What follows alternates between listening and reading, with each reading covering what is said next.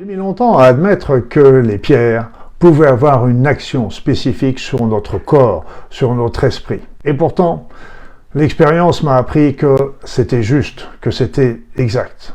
Alors comment et pourquoi des pierres pourraient avoir ainsi une action sur nous-mêmes?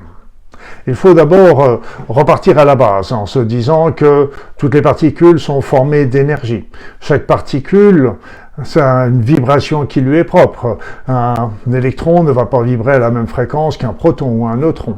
Après ça, elles vont constituer des atomes, des molécules, et qui vont avoir aussi des vibrations qui leur sont propres. Ces molécules vont ainsi s'associer pour former des pierres d'un côté, mais aussi former des êtres humains de l'autre.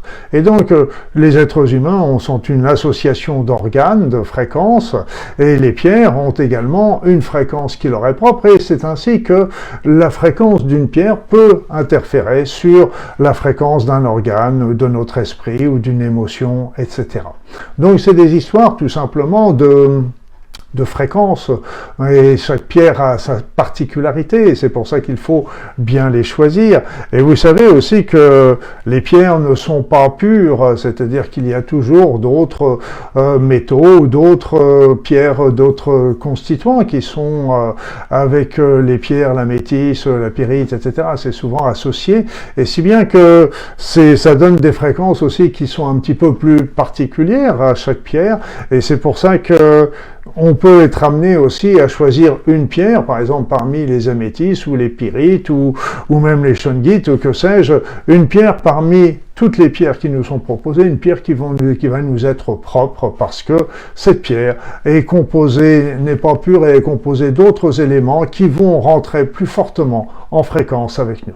C'est ainsi que les pierres, il y en a une multitude que j'adore, et chaque pierre va avoir des effets. Vous pouvez utiliser certaines pierres pour ouvrir les chakras, il y en a d'autres qui vont servir pour vous renforcer au niveau énergétique, d'autres qui vont vous permettre de vous aligner, d'autres qui vont vous permettre de vous protéger.